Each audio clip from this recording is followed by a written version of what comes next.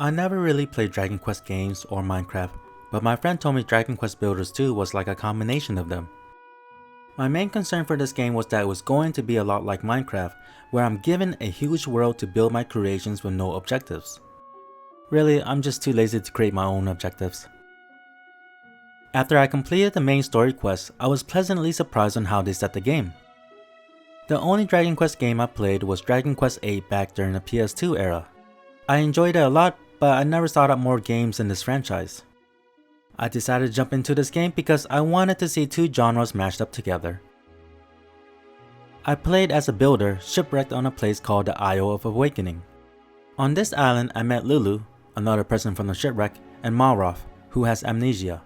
They all have decided to make this island their new home and realized they needed more resources from nearby islands. So Malroth and I traveled to different islands looking for food, resources, and people. The people that I met on each island really showed their personality. Their stories and plight sucked me in, and I look forward to seeing what will happen and what we will build at the end. However, the dialogue can get cheesy sometimes, and it makes me want to button mash through the story. On the first island, I discovered that there is a group called the Children of Hargon that are opposed to any type of building. They would destroy all things that are built and anybody that are associated with it. Some of the people are taught that building will bring destruction and they will look down on builders. Suddenly, my goal from gathering food and resources changed to help liberating the people on the island from the Children of Hargon. During these trips, we learn a little more about Malroth and that he's fighting an inner demon. Without any knowledge of this series, it's obvious that Malroth is not simply a person with amnesia. And what I really hate about these scenes is that you cannot skip the dialogue and it forces you to look at the same text for 30 seconds. The whole time I was smashing all the buttons angrily.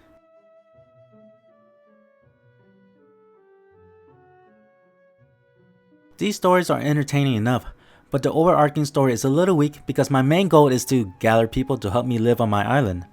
There is not really a sense of urgency in this game. The story narrative does change at the end, and it pulls on a heartstring a little, but still not enough for me to care. Building is the main part of the game, and it's really fun creating different kinds of room and decor.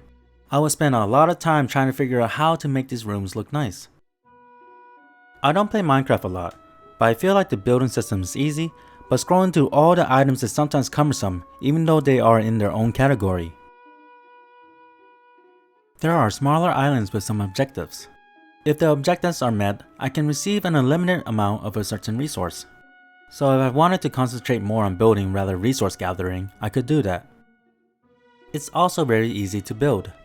I never really had a hard time placing blocks, and if I did, I could go into first person view to help me out. And there are some tools that can help you build. The gloves can pick up blocks and items so you don't have to break it down first. It's really fun to build and I can do it at my leisure. There are also building goals on the Isle of Awakening that encourage me to try different things, such as building different types of room, creating certain items, and bringing animals to the island. There are some awkward moments in this game. For example, I leveled up in the middle of a battle and everything would freeze except for Malroth and myself. You would do a high five and I would learn a new recipe. I understand that they need to do this to notify us that there's a new piece of armor or weapon that can be crafted, but I felt like this was unnecessary because it really slows down the game. Also, the combat is really mindless. I didn't really have any options other than holding the attack button to do a spinning attack, using a hammer on stone enemies, or the occasional combo attack with Malroth. There are some charge up attacks that the enemies do, and there is a long cast time on it. Even the friendly NPCs can walk away and watch the enemies swing at nothing. For the final boss, I just held the attack button without moving much. It was almost kinda annoying when I had to fight because not only was it boring, but also a real mess to look at. Just look at it. Some of the things I really like is when I create a new type of room and it would amaze everyone. They would drop all these hearts on the ground. The hearts are either used to upgrade the town, or to buy cosmetic items for the Isle of Awakening. Another thing I like is when everyone is working together to build something. Even though I'm not doing much during these times, it's pretty interesting to see what can be built with all the recipes accrued during the story mode. The game is a combo between Minecraft and Dragon Quest, but really it feels like Minecraft with a story and objectives rather the other way around. Even though I enjoy doing some of the missions and story quests in this game, I feel like the story is not compelling enough overall. And the last quarter of the game just dragged on too long for me. I forced myself a little through the cheesy dialogue to the end of the story. I was happy to see the ending, but I wasn't really compelled to continue with the game. And I think I'm not a true builder at heart.